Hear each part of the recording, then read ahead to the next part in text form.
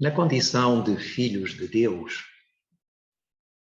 trazemos íncito na alma os atributos do próprio Criador, mas trazemos-los numa condição potencial, encontrando-nos aos poucos no resgate desses mesmos atributos, na razão direta em que a nossa trajetória evolutiva se concretiza e permitimos-nos a ver uma expansão da nossa consciência.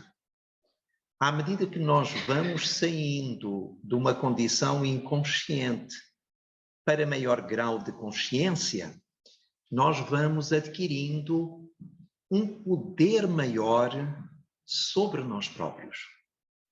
Em vez de serem as circunstâncias, os eventos, as situações, o meio onde nós estamos inseridos a influenciar-nos de fora para dentro, nós iremos aos poucos conseguir intervir mais de dentro para fora. Atualmente, nós poderíamos dizer que, em princípio, de uma forma geral, com um grau maior ou menor de pessoa para pessoa, nós ainda somos muito influenciáveis pelo meio, seja este de que natureza for. Nomeadamente, podemos observar isso quando na relação com o outro, na medida em que os nossos comportamentos, talvez na maioria, são comportamentos condicionados pelo comportamento do outro. Ou seja, eu comporto-me segundo o comportamento do outro perante mim mesmo. Ou seja, se o outro tem um comportamento educado, eu respondo educadamente. Mas se ele já tem um comportamento não educado, eu reajo. E a minha reação pode ser de elevação de tom, pode ser de umas palavras mais ríspidas, pode ser de eu fechar o semblante, não sorrir, etc. Até poder ser algo agressivo. Ora, isto significa que, no fundo, sem nós termos consciência, nestas condições, nós estamos a ser manipulados pelo outro. É o outro que acaba por determinar como é que eu me comporto. E é claro que não é isto que se pretende. Porquê? Porque se eu estou nesta condição, maior ou menor a nível de influência, significa que o meu poder sobre mim ou não existe ainda, ou é muito pequeno. E daí eu ser invadível pelo que me está à volta. Há inclusive uma pequena história que ilustra isto, falando de dois homens, já com uma certa idade, em que um deles, indo todos os dias de manhã comprar o seu jornal ao quiosque, o amigo acompanhava-o para depois ficarem mais um tempo de conversa. E esse senhor que comprava o jornal dava sempre os bons dias ao vendedor e o vendedor não respondia, ou quando muito às vezes, E depois despedia-se, agradecia e o vendedor a mesma coisa. Ao fim de um tempo, o amigo observou-lhe: eu tenho reparado que tu és educado para com aquela pessoa, mas ela não retribui essa tua educação. Por que é que tu continuas a comportar-te dessa maneira? Ao que o amigo respondeu: eu comporto-me desta maneira porque eu não lhe dou o direito direito de me dizer como é que eu me devo comportar. Portanto, ou seja, estava acima desta influência do exterior. Independentemente do que vinha em retorno, em resposta lá de fora, ele mantinha sempre a mesma postura. Agora, será que isso acontece conosco? É algo para pensarmos. Então, isto significa que quando nós estamos nesta condição em que há uma permeabilidade maior ou menor ao meio em que estamos inseridos, significa que a nossa dependência é realmente maior, isto é, há uma maior insegurança do ponto de vista interior. E por esse motivo, também a nossa fé não pode ser lá grande coisa. Na medida em que fé, ela é traduzida dentro das possibilidades, pelo menos pelo Espírito Emmanuel, através da psicografia abençoada de Chico Xavier, como sendo confiança. Embora o benfeitor amigo diga que não há uma palavra, não há um vocábulo aqui na Terra para melhor traduzir fé, mas o que é possível é por confiança. E, naturalmente, esta confiança, ela começa logo por ser uma confiança em nós próprios. Há pessoas que, por vezes, dizem assim: eu tenho muita fé em Deus, mas não tenho grande fé em mim. Ora, isto não funciona. Não existe. A pessoa pensa que tem grande fé em Deus. Pensa.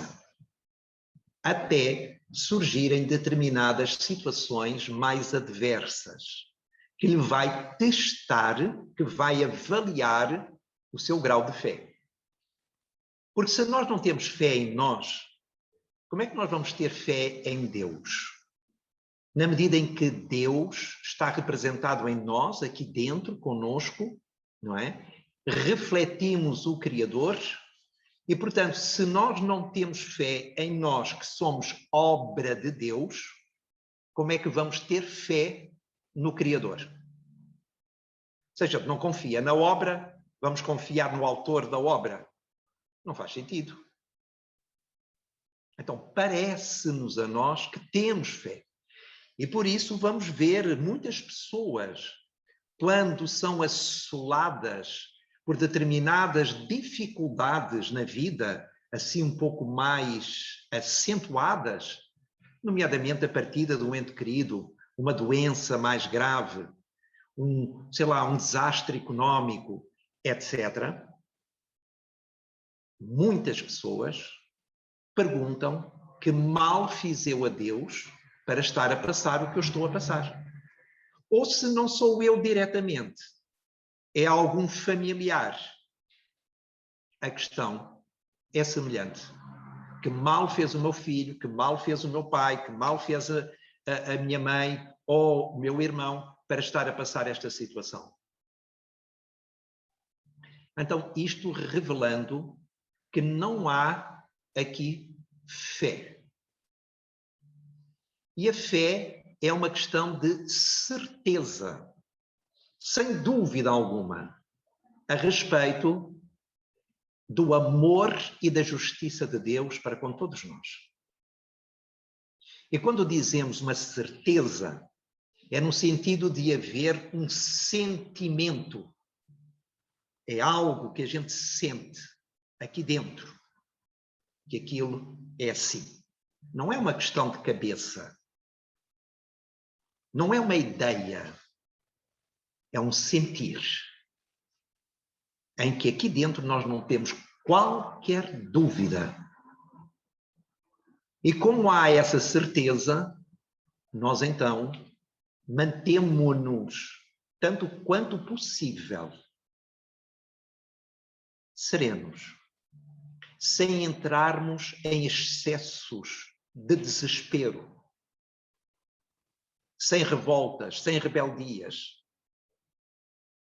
Ainda que haja alguma tristeza, alguma ansiedade, mas são geridas, são controladas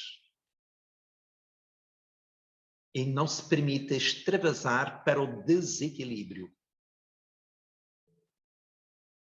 Ora, todos nós que estamos nesta trajetória evolutiva, num processo de conquista diária de nós mesmos, que é isso que representa a vida, é nós estarmos diariamente a conquistarmos-nos aqui dentro, irmos ao encontro da nossa própria essência divina. Então isto significa que há todo um trabalho a ser realizado no interior de nós mesmos. O que é que ajuda para nós podermos chegar mais a esta confiança? É começarmos a compreender a ação das leis de Deus nas nossas vidas. Quando nós começamos a perceber que Deus não é uma individualidade cósmica, é um conjunto de leis, e que essas leis regem e vigem nas nossas vidas e nos nossos destinos. Quando a gente começa a compreender isto começa a aquietar-nos interiormente. Porque como somos seres inteligentes, começamos a perceber a lei de causa e efeito a funcionar. É uma lei. Não tem nada a ver com a questão de castigo, de punição, nem tampouco de recompensa. É uma lei. De acordo com a ação, assim será a reação. Porque o efeito é sempre igual à causa. Ora, isto significa que quando começamos a dar conta na nossa vida e à nossa volta de determinados efeitos, nós vamos ser capazes de remontar às suas causas. E isto apazigua-nos interiormente, na medida em que passa a haver uma compreensão que nos leva a uma aceitação. E é isto que nós necessitamos. É desenvolver esta capacidade de aceitação, que seria também sinónimo de realismo, de humildade. Quando a gente aceita, a gente está na humildade, a gente está na realidade. Quando a gente não aceita, a gente está na ilusão. É o orgulho a funcionar, criando uma fantasia a respeito daquilo que nós gostaríamos que a vida fosse. E a vida a mostrar-nos outra coisa. Então a gente não aceita. Se não aceita, está nas ilusões. Ou seja, está no ego. Está no falso eu, interpretando as coisas não à luz daquilo que elas, as coisas, são, mas daquilo que a pessoa interpreta que elas são. O que é algo completamente diferente. Aquilo que nos faz sofrer verdadeiramente não é o acontecimento, não é a situação. É a maneira como eu interpreto o acontecimento ou a situação. É uma questão subjetiva, interna. Porque nós sempre veremos lá fora segundo os conteúdos que temos cá dentro. Então, o mecanismo é projetivo. A realidade é uma construção da nossa percepção. Ou seja, se não houvesse uma mente para perceber o mundo não existia. Porque é uma construção nossa. Se nós não tivermos um referencial, algo que nos seja conhecido, nós não vamos conseguir interpretar algo que fuja a esse nosso desconhecimento. Por isso é que os espíritos superiores, quando nos vêm trazer determinadas descrições a respeito da vida no mundo espiritual, próximo da crosta terrestre, a começar pelo livro Nosso Lar, em que o Espírito André Luiz fala sobre essa cidade no além, o que é que o Espírito tem que fazer? Um esforço para conseguir colocar certas descrições de acordo com aquilo que nós conhecemos aqui na Terra. Porque senão a gente não consegue chegar lá. Quando alguém aqui no mundo faz uma viagem, vamos imaginar que vamos para um país exótico, fora da nossa realidade. Vê lá uma planta, vê lá uma árvore, vê lá um alimento e depois chega aqui à Europa, a Portugal e começa-nos a dizer: olha, eu na China, no Vietnã, na Índia, comi isto, ouvi isto assim, assim. Não faço ideia o que é que isso seja. Pois, eu também nunca tinha visto. Mas olha, para tu teres uma ideia, isto é parecido com... E a gente fica com uma ideia. Não é verdadeiramente a coisa em si, mas há uma aproximação, há uma indicação para essa coisa. Porque senão a gente não consegue lá chegar. Não consegue conceber. A nossa mente não concebe. Então, se a realidade é uma construção da nossa percepção, quer dizer que a realidade não é coletiva. Ela é individual. Há tantas realidades quanto existe um número de criaturas humanas. E por isso é que nós estamos a olhar frequentemente para a mesma coisa, objeto, pessoa ou situação. Eu vejo uma coisa e o outro que está ao meu lado vê outra. Mas se nós estamos a olhar para o mesmo, está ali à nossa frente, por que é que vemos coisas diferentes? Com os conteúdos que estão cá dentro de nós.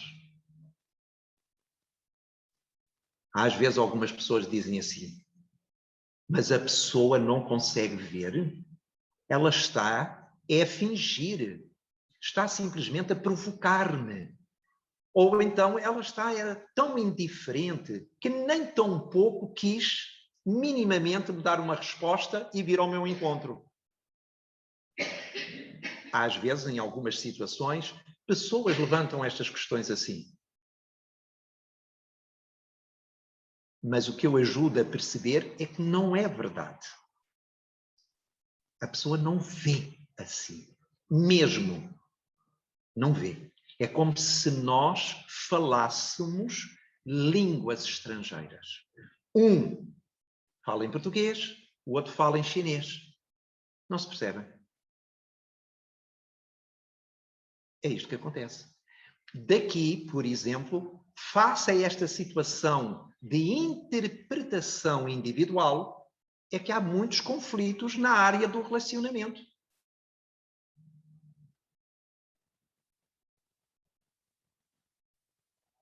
Um casal de namorados ou marido e mulher estão numa paisagem muito bonita. Para um deles, e diz, que coisa maravilhosa. Ai, como isto me enche a alma. E o outro, um certo fastio, diz, para mim isto não me diz nada. E nós apanhamos uma espécie de banho de água fria, às vezes bem gelada. Mas como é que é possível que para esta pessoa isto não diga nada? Está a brincar comigo, não? Não, não está. É assim mesmo. É assim mesmo. É por isso que muitas vezes no dia a dia, não é? Isto em termos gerais, claro que há sempre exceções. O homem valoriza muito o seu carro ou a sua mota. Depois chama a mulher e quer que de alguma forma a mulher também sinta o mesmo que ele sente por aquele carro e por aquela mota. Mas ela, ok, é engraçado. Olha, dá para andar, não é? É confortável. Não sei, pronto, chega. Mas não tem aquela sensação, aquele gostar, aquele entusiasmo. Não tem. Da mesma maneira que a mulher vai com o marido ou com o namorado a uma loja, não é? De coisas para casa. Olha, estes cortinados estão bonitos. E ele está assim, ok, está bem, estão bonitos, pode ser. Então estamos todos a olhar para a mesma coisa. Por que um sentir diferente? É o que está dentro de nós. Indiscutivelmente. E o que está dentro de nós, a gente põe cá fora. Põe cá fora. Não é? Porque não há exterior sem interior. Em tudo. Então isto significa que somos nós que, ao fazer a interpretação do que existe ou do que acontece, damos maior ou menor importância. Logo colocamos mais ou menos valor. Somos nós. Porque tudo o que acontece em si mesmo é neutro. Nós é que valorizamos ou desvalorizamos. Há coisas que, quando nós éramos mais jovens, valorizávamos muito. Passados 30 anos, a gente já não atribui valor àquilo. É assim como às crianças. As crianças têm um brinquedo que adoram esse brinquedo. Algumas até levam-no para a cama. Mas quando crescem, o brinquedo deixou de ter graça, deixou de ter piada. É um brinquedo de criança, já não me interessa mais. Mas quando era criança, era tudo para a criança. Então nós vemos como somos nós o centro e o mundo a periferia. Nós somos o agente causal. Lá fora é o mundo dos efeitos. Nós somos o palco onde a nossa vida acontece. É aqui dentro de nós. E por isso, quanto mais nós conseguirmos confiar em nós, porque estamos num processo de aprendizagem, mais nós iremos confiar na vida, ou seja, em Deus. Uma coisa está associada à outra. Aliás, para podermos conhecer cada vez mais o Criador, só há um caminho: conhecermos-nos cada vez mais a nós próprios. Porque conhecendo a obra, conhece-se o autor. O próprio espírito Humberto de Campos, através também da psicografia abençoada de Chico Xavier, na obra Boa Nova, tem a oportunidade de nos dizer que Deus não exige do homem um conhecimento sobre ele, a não ser no perfeito santuário do conhecimento de nós próprios. Então, na razão direta em que nós vamos nos descobrindo, nos vamos conhecendo, nós vamos olhando cada vez mais para Deus de uma forma aproximada. Quanto mais crescemos interiormente, mais os ensinamentos do Cristo crescem para nós. É assim que as coisas acontecem. Por isso, porque é que muitos ainda hoje não valorizam Jesus? Foi um homem, para muitos, que deixou uns ensinamentos interessantes. Para alguns acham que ele foi mais ou menos uma espécie de filósofo.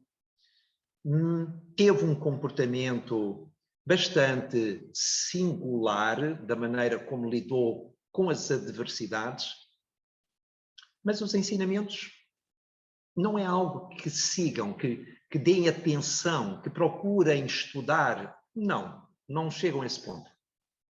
Porquê?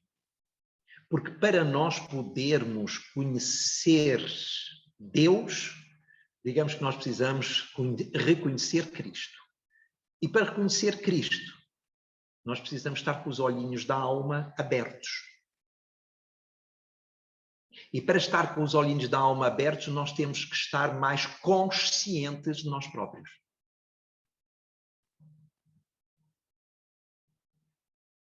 Como é que eu vou conseguir ver algo de natureza mais elevada se eu aqui dentro estou num nível de consciência mais inferior?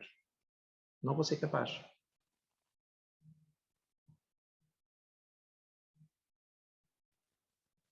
Inclusive, nós observamos isto no próprio meio espírita. Que é o quê? De uma maneira geral, os espíritas damos no início, quando entramos para a doutrina, claro, com as honrosas exceções, mas damos mais atenção àquilo que são os fenómenos mediúnicos, à reencarnação.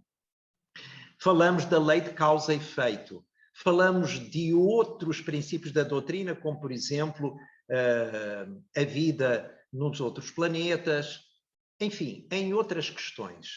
Mas a parte do Evangelho, embora se faça em todas as casas espíritas, porque a doutrina espírita é a doutrina do Cristo, mas ler sobre Jesus, nomeadamente as obras psicografadas por Chico Xavier, onde o Espírito Emmanuel, que é tido no meio espírita como o quinto evangelista, aonde é que nós vamos ver as pessoas a debruçarem-se mais sobre essas obras? Muito pouco. Normalmente, nas livrarias espíritas, os livros que mais ficam nas prateleiras são precisamente esses. Quando eu falo isto, não estou a falar só para vocês, estou a falar para mim, porque eu durante muitos anos fiz a mesma coisa. Fiz a mesma coisa. Só a partir de uma certa altura, havendo um pouco mais de amadurecimento, nós então começamos a ver que essas obras, os seus conteúdos e o que toca em relação aos ensinamentos do Cristo é uma maravilha, é uma delícia relativamente à nossa vida. A sabedoria, a profundidade, a riqueza que ele está. Só que para isso, nós temos que abrir um pouquinho mais os olhos da alma. Senão não vamos conseguir ver isso. Não vai dar. Então isto é um movimento natural do ser. Faz parte do nosso processo. E tal como há pouco falávamos que a criança valoriza muito um brinquedo, mas quando cresce já não lhe dá atenção, já parte para outras coisas, é o que acontece connosco. Algo semelhante em relação a estas questões da vida, do Evangelho, da importância da mensagem de Jesus para as nossas existências.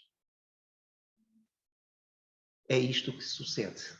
Então nós vamos avançando aos poucos, através do desenvolvimento pessoal que nos permitimos realizar, através do trabalho e esforço que empregamos no sentido do autoconhecimento, da autodescoberta, para que cada vez mais, estando próximos de nós possamos nos aproximar de Deus. e haja uma maior confiança, esta fé, relativamente aos poderes divinos, na medida em que os mesmos são sempre uma tradução, um reflexo do amor e da justiça de Deus. Quanto mais aprofundamos este saber, mais nós nos maravilhamos e ficamos gratos pela beleza, pela grandeza da própria vida. Porque falarmos de vida é sempre falar de nós, porque nós somos a própria vida. E por isso é que nós temos, à luz da doutrina espírita, todo este conhecimento que os espíritos superiores, em nome do Cristo, nos trouxeram, para nos ajudar a pensar de maneira diferente. Para que dessa maneira nós possamos mais rapidamente perceber como é que as coisas funcionam e irmos nessa direção. Sairmos da condição de ignorantes para passarmos a adquirir algum conhecimento. E essa alguma luz que esse conhecimento nos traz começa a diluir aos poucos as sombras da nossa imaturidade. Essa imaturidade psicológica ou espiritual que é filha desse nosso estado de ignorância.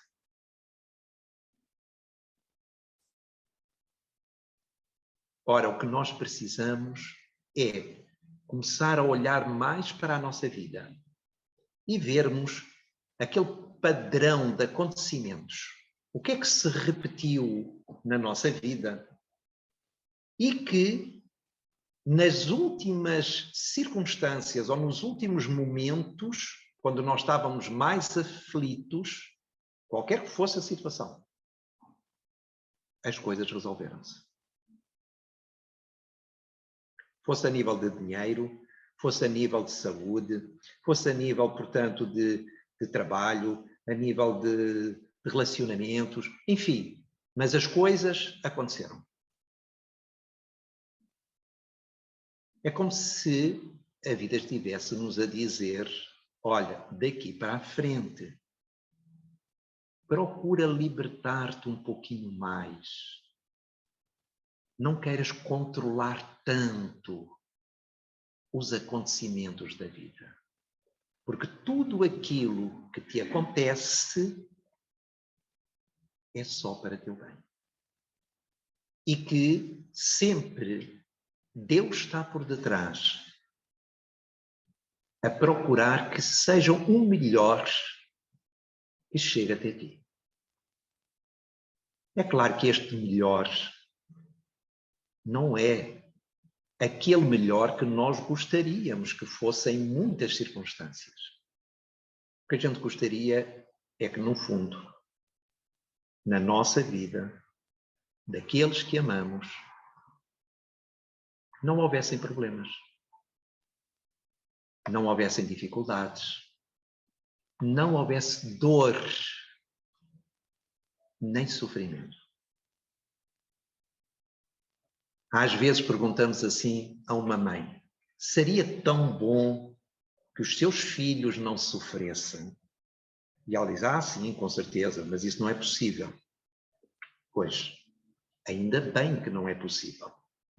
Porque se os nossos filhos, que nós tanto amamos, não sofressem na condição evolutiva em que nós estamos a nível psicológico, nós não iríamos crescer, não iríamos nos desenvolver. Então vamos, digamos assim, aqui dentro, parar um pouco, às vezes com uma certa paranoia, de querermos evitar tudo o máximo possível para que os nossos filhos não sofram. Porque isso, às vezes, quando é demais, é realmente já um exagero e, como tal, é uma grande ilusão, que vai trazer grande sofrimento. Porque nós não amamos mais os nossos filhos que Deus os ama. Eles não são nossos, eles vieram através de nós, mas são filhos e filhas da vida, como diz o poeta.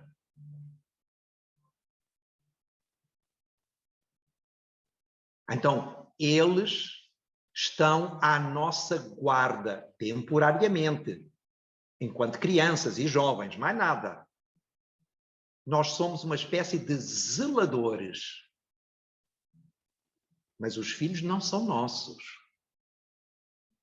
E o que eles tiverem de parte a nível de sofrimento, eles vão sofrer. Porque esse sofrimento está na vida para poder nos retirar dos estados de inconsciência, de ignorância, de ilusão em que nós vivemos e que eles vivem.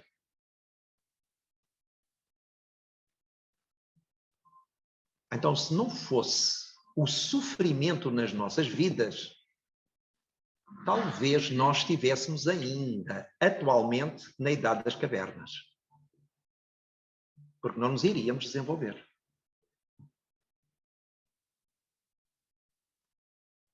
Então, reparem que este olhar é completamente diferente daquele que é mais generalizado para as pessoas que veem a dor e o sofrimento como um prejuízo, como uma coisa negativa, quando na verdade é positivo. Porquê? Porque nós vivemos num mundo que idolatra o quê? O prazer. É o hedonismo a todo custo. Inclusive, promove-se que a pessoa tem que estar sempre feliz. E se a pessoa não está feliz, bom, a sociedade resolve isso assim num estalar de dedos. É só nós estarmos em frente à nossa televisão e temos um anúncio que, se formos comprar o eletrodoméstico X na Vorten ou no Auchan ou noutro sítio qualquer, é isso que a gente fica logo feliz. É este o anúncio. Então vejamos que isto é realmente qualquer coisa que não condiz com a realidade. Isto é uma ilusão profunda. Mas enquanto nós não identificarmos isto, nós vamos, às vezes, nos matar a trabalhar para adquirirmos dinheiro, para comprarmos tudo o que há de bom para comprar, porque acreditamos que com essa compra, esse consumo, essa posse, nós vamos ser felizes. Pois. É só uma questão de tempo. Porque a gente psicoadapta-se à compra, àquele estímulo, e ao fim de um tempo, dependendo da compra, nós já passamos pelo objeto, é como se ele já não estivesse ali, porque a gente já não sente nada. Mesmo o carro. A gente entra num carro novo, a sensação, maravilha. Ao fim de um mês, 2 meses, a gente entra no carro novo, venha ao próximo, porque este já não dá sensação nenhuma. Que é algo que se passa com todos os nossos irmãos que estão na área da toxicodependência, por exemplo, ou dos consumos de álcool. É necessário elevar a dose para voltar a ter aquela sensação. E por isso nós elevamos o quê?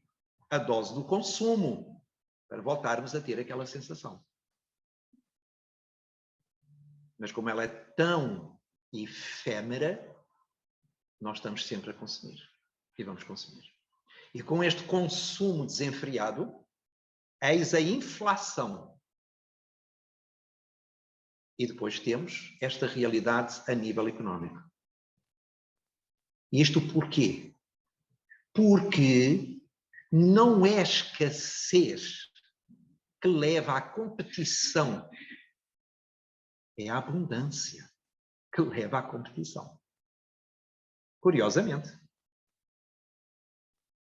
quando nós olhamos para os períodos tão difíceis, como por exemplo nas guerras que os vários países atravessaram, nomeadamente aqui na Europa, com a Primeira e Segunda Guerra Mundial, nas alturas de escassez, as pessoas eram muito mais solidárias do que são na altura da abundância. A competição, ela manifesta-se muito mais quando se tem mais, para ter ainda mais, do que quando se está na própria escassez. É curioso como nós funcionamos. Ora, só através aqui de um autoencontro, só através de maior poder sobre nós, que resulta deste processo de autoconhecimento, de autoeducação, é que nós então vamos passando a ver mais com olhos de ver a própria vida. E isso vai nos levar a desenvolver a nossa fé. Porque aí nós sabemos que estamos a falar de leis. São leis que estão a funcionar. E nós vamos confiar. No fundo, porque é que nós ainda, em geral, variando mais uma vez o grau, ainda estamos tão inseguros? Uns numas áreas, outros noutras. Porque nós não estamos a segurar-nos em nós. Não estamos a apoiar-nos. Há uma doença terrível que se chama autoabandono. Uns mais do que outros, mas a gente autoabandona-se. E alguns depois dizem que estão sozinhos e que Deus não está nem aí. Não, fomos nós é que nos apartamos, nos afastamos, ou nos isolamos, ou nos fechamos a Deus, através do autoabandono. Autoabandono onde a gente se critica, se julga, onde nós temos um comportamento agressivo de autodesvalorização para connosco próprios.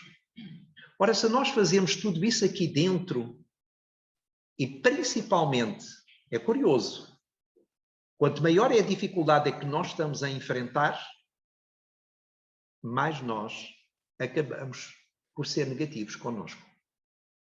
Ou seja, quando a gente estava a precisar mais do nosso autoapoio, autocompreensão, é quando nós ainda carregamos mais em cima. Se for para o outro, a gente é capaz de chegar lá e dar apoio. Mas se for para nós, é muito difícil. Então, este autoabandono gera em nós esta insegurança. Porque nós passamos a segurar-nos no outro. Porque como estamos muito voltados para o outro, é isso que nós fazemos. A opinião do outro, o parecer do outro, o conhecimento do outro, a maneira como o outro está na vida, como vê as coisas, etc., a gente segue muito mais do que aquilo que está cá dentro. Então, como nós nos seguramos mais no outro, claro que estamos mais inseguros. À medida que formos nos segurando naquilo que nós aqui dentro sentimos, a gente começa a tornar-se mais seguro, mais confiante. Ah, mas os outros fazem daquela maneira. Sim, mas eu sinto outra coisa, eu vou seguir outro caminho.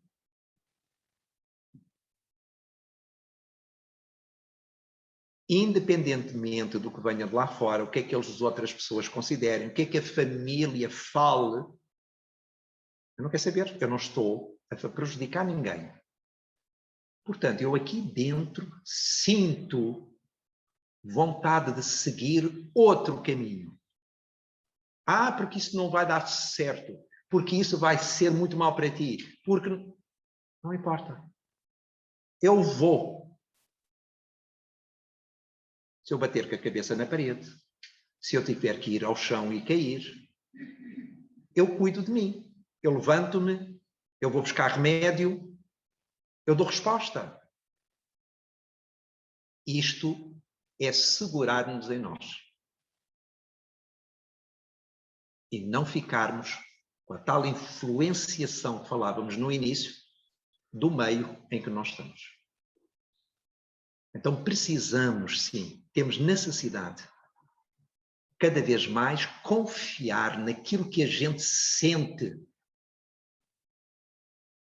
Porque é a alma a falar conosco através da sensação.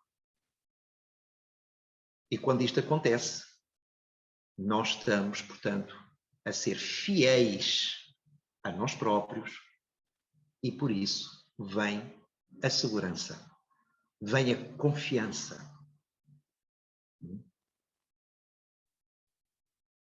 E a partir do momento que isto acontece, é claro que eu vou confiar na vida. Porque se eu interpreto o que está lá fora de acordo com o que está cá dentro, quanto melhor eu estiver aqui dentro comigo, melhor eu vou estar com o que está lá fora. Neste caso, é óbvio que eu vou ter muito mais fé em Deus.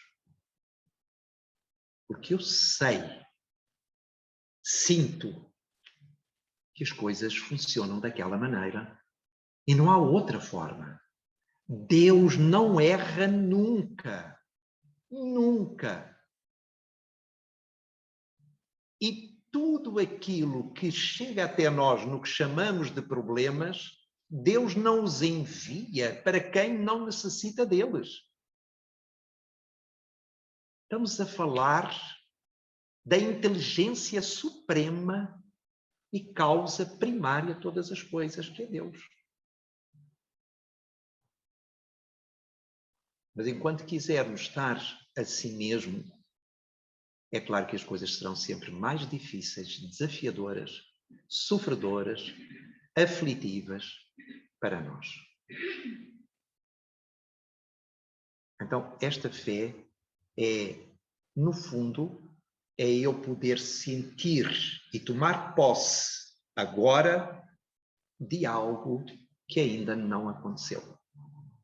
É eu, no presente, já sentir aquilo que ainda está no futuro. É eu trazer o futuro para o presente, que é muito diferente daquilo que nós vivemos ao largo dos séculos, que é nós no presente estarmos condicionados pelo nosso passado. Aqui não. É eu ir para o futuro e trazer o futuro para o presente. É algo completamente diferente. Que a ciência hoje, nomeadamente a epigenética, já aborda este assunto. Cientificamente, já lá está.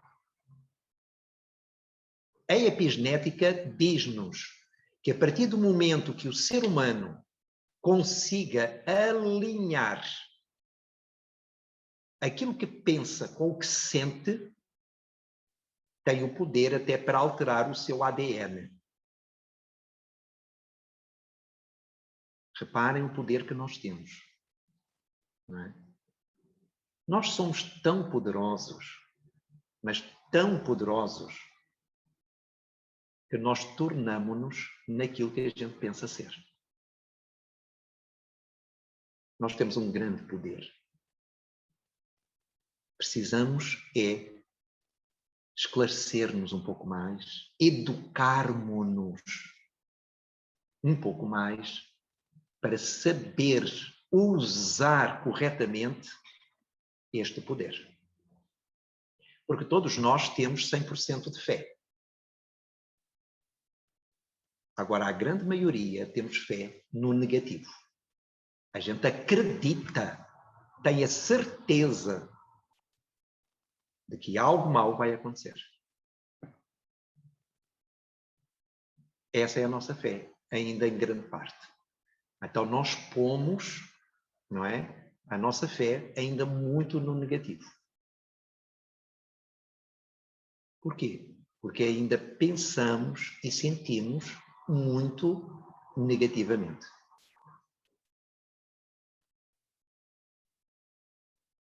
Então, quando Jesus disse, se tiverdes fé do tamanho de um grão de mostarda, direis àquela montanha para se mexer, e ela irá mexer-se daqui para acolá.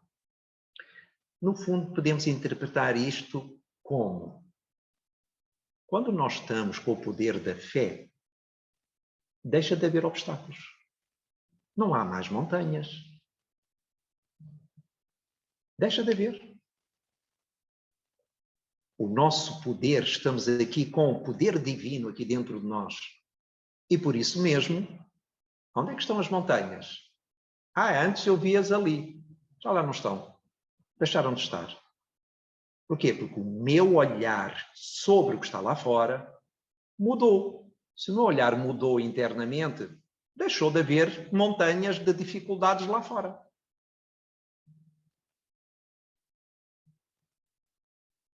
É sempre a questão do olhar.